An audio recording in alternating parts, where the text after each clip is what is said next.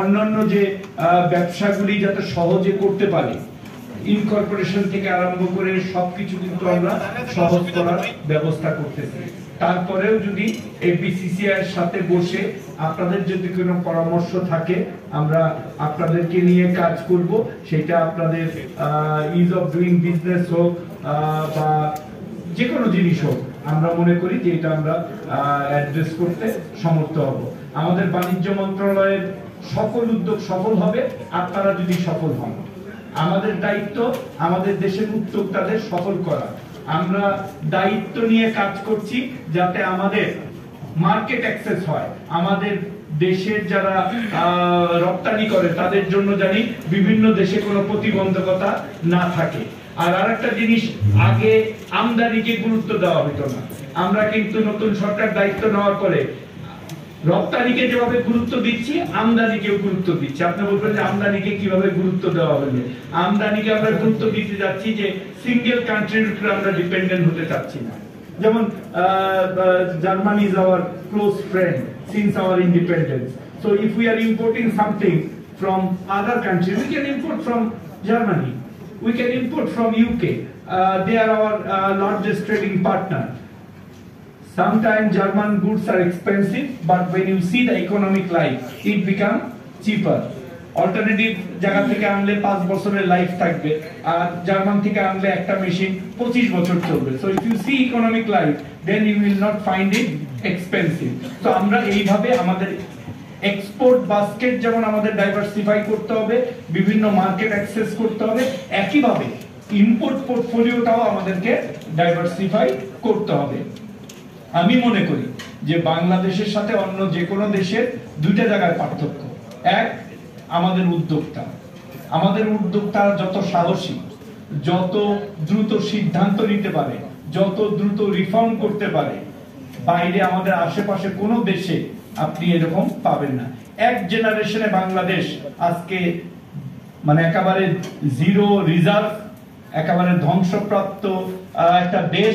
বঙ্গবন্ধু যখন 1972 সালের 10ই জানুয়ারি আসছিল, কিচ্ছু ছিল না, রোড ছিল না, রাস্তা ছিল না, পোর্ট ছিল না, টাকশালে টাকা ছিল না।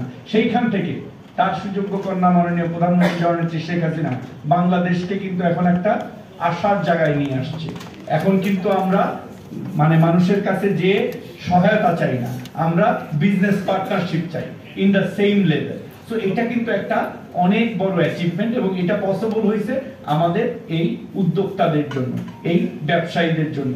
তারা যদি সাহসী ভূমিকা না দিত, তারা যদি ঝুঁকি না নিত, তাহলে কিন্তু আমাদের এই পর্যায়টা হতো না। ঝুঁকি নিলে অনেক ধরনের মানে এটার রিঅ্যাকশনও আছে। তো সেই সাগাগুলিকে আমরা বড় করে না দেখে আমরা কিভাবে সামনের দিকে এগিয়ে যেতে পারি, এই জিনিসগুলোকে আমাদেরকে কাজ করতে হবে।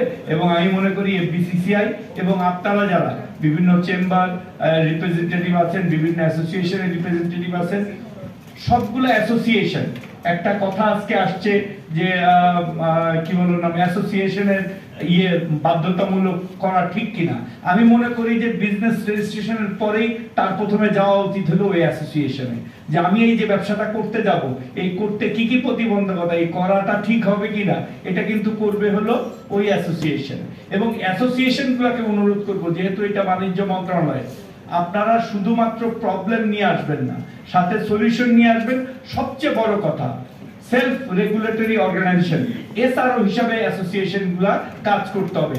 আপনার কমপ্লায়েন্স আপনাদেরকে করতে হবে, যাতে আরেকজনকে আপনার কমপ্লায়েন্সের জন্য আপনাকে বলতে না হয়।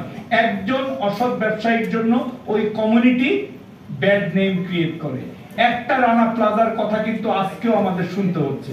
আমাদের deputy head of mission Germany কিন্তু শুরু করলো গার্মেন্টস মানে রানা প্লাজা। আমরা এটা কি হয়েছে, একটা রানা প্লাজা, আমাদের হাজার হাজার এখন লিড কমপ্লায়েন্ট ফ্যাক্টরি আছে, শত শত টপ 10 লিড কমপ্লায়েন্ট ফ্যাক্টরির মধ্যে 6টা বাংলাদেশ। কিন্তু আমরা কিন্তু রানা প্লাজাকে একটা অসৎ উদ্যোক্তার জন্য, কিছু ইয়ের জন্য আমরা কিন্তু এর লোড বহন করতেছি। আমি মনে করি আমি এটাকে নেগেটিভ হিসাবে দেখি না। আমি মনে করি রানা প্লাজা একটা ব্লেসিং ইন ডিসগাইজ।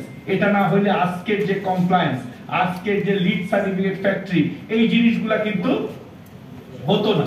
তো যে কোনো জিনিসকে আমরা পজিটিভ, যে কোনো এই যে দুর্যোগের দেশ, আমাদের দেশে এমন একটা দেশ যে দুর্যোগ বন্যা কি নাই, তারপরেও কিন্তু আমরা বারবার ঘুরে দাঁড়াই। তো